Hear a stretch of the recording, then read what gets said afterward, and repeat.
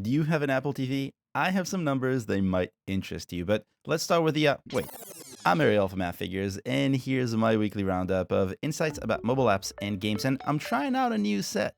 This is a HomePod, and that's a record player. And let's get to the data.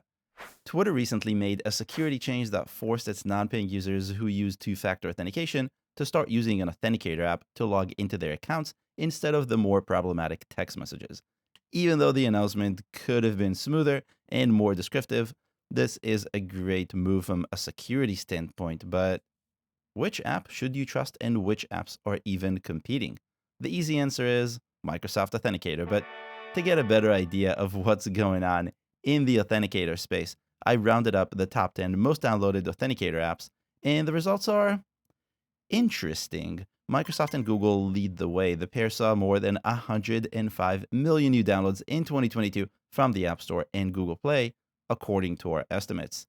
Microsoft was responsible for about 58% of that total. An unexpected name came in third, Twilio.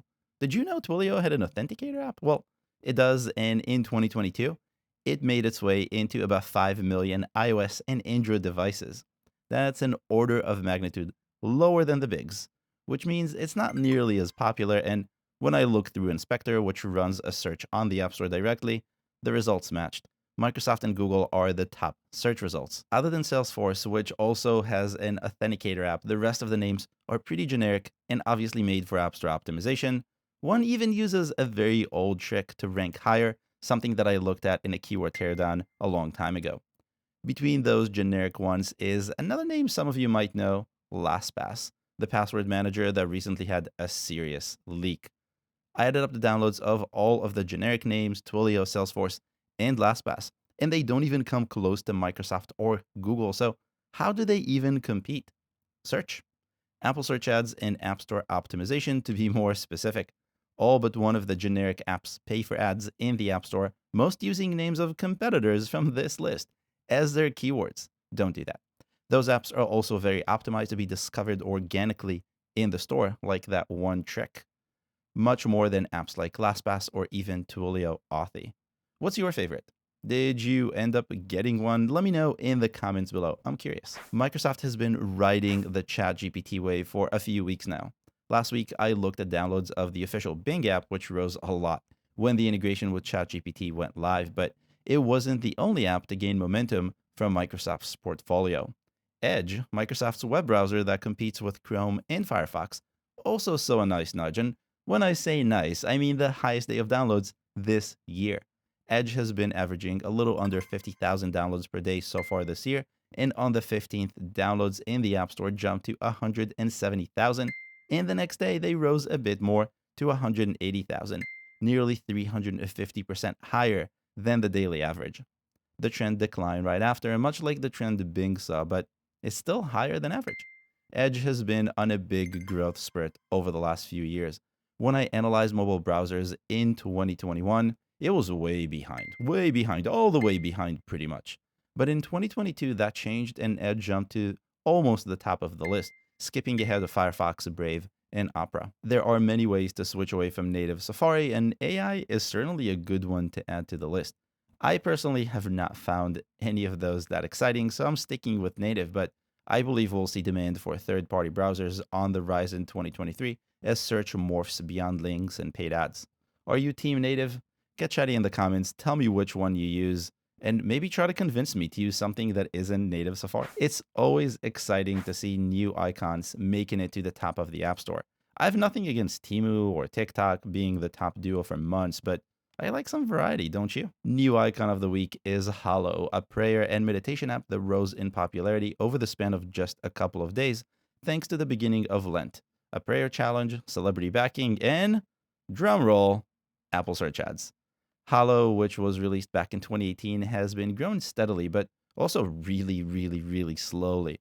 Hallow averaged just 2,000 downloads per day in 2022, and that dropped a little bit this year. It saw a few peaks in the past, especially around this time, but none nearly as serious as the spike it's seeing right now. As Hallow climbed to the number 4 position in the App Store as of the middle of this week, it managed to accumulate 300,000 new downloads from the App Store, though Most of those came in on Wednesday as Hallow made its way into 100,000 new iOS devices in one day. Will Hallow stick to the top? I think that's really a question of budget and not demand. And why do I say that, you might ask? Because according to our Apple Search Ad Intelligence, which is really coming soon, really, Hallow is currently paying for visibility in more than 4,500 keywords. That's a massive campaign. And even if it's just a simple broad match campaign gone wild, which happens from time to time, and it's just A terrible, terrible mistake. it's still massive. And I've looked at the data, I looked at the keywords. I don't really think that's what's happening here. I think this is on purpose. Getting to the top of the App Store is so much easier with a big Apple Search Ads campaign, something super sticky Timu knows about very well, and likely the reason it's been glued to the top for months now. Please don't use broad match campaigns or Apple Search Ads Basic. They're terrible for a variety of reasons. I will go over it in my next live stream about Apple Search Ads. I've been meaning to do that for a long time. If you want to not burn your money and actually get results from your campaigns, make sure to subscribe to the channel so you can catch that live stream. Next up is an interesting trend I've been following for a while now. See, the last few years have been busy. The kind of busy you'd read about in the news, which is why demand for news aggregation apps like Google News has been very high. Aggregators such as Apple News and unlike news outlets like CNN or Fox bring news from multiple sources together into a single feed and have become very popular in part thanks to politics. But the trend is changing. Looking at the downloads, it's safe to say news fatigue is real and it's fully settled in at this point. And you can quote me on it if you want to.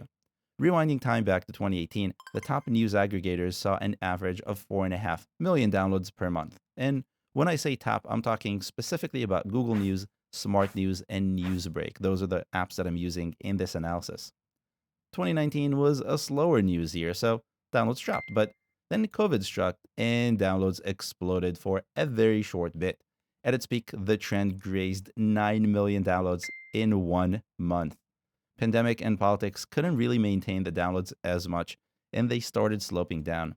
2021 saw a bit more excitement, but by the end of 2022, all of that excitement was gone, and the drop intensified.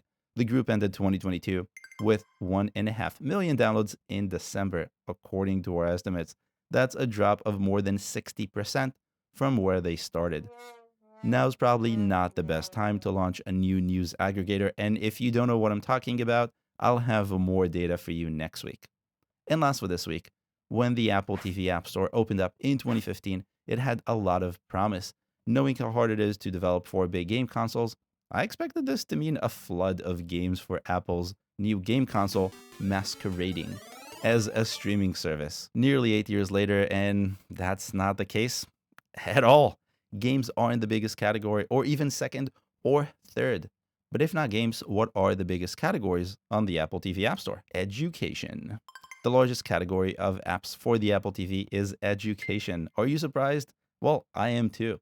Of the roughly 15,000 apps available for download through the Apple TV App Store right now, about 25%, a quarter, are in the education category. That's not at all what I expected. Entertainment and lifestyle, the two other categories I actually expected to dominate, do in fact dominate. There are more than 5,000 apps between those two categories, which makes sense to me, considering that's where most of the apps you'd really expect to live in a TV to exist. Games ranked fourth, and as a casual gamer, the TV never really attracted me as a gaming device, the Apple TV, that is. So I'm not surprised. The Apple TV remote is a terrible controller, and even with a dedicated controller, most games just don't feel right. I think it's a huge missed opportunity, though. The Apple TV is a powerful device that can easily serve good games, but beyond hardware, it's really Apple's lack of promotion that makes it so hard to be successful with an Apple TV game, much like developing for the Mac these days. Music, news, and sports all have just a little bit more than 500 apps, each, while health and fitness, utilities, and photo and video dip below that, so really low. What is interesting is the trend of new releases. While the numbers are small, and for context, the Apple TV App Store saw the same number of new releases in all of 2022 as the iOS App Store sees in about 48 hours. The numbers are growing. 2022 saw the biggest increase in recent years. The Apple TV will be a goldmine for developers once Apple figures out how to make it easier to get new apps in front of people. I say will and not could because it's just a matter of time until that happens. It has to happen. I see it. If you're thinking about developing for the TV, don't stop, but maybe also don't start yet. And that's all I have for you this week. I hope you've learned something new. If you did, make sure to give the episode a like and subscribe to the channel for more episodes just like this one. I'll see you next week.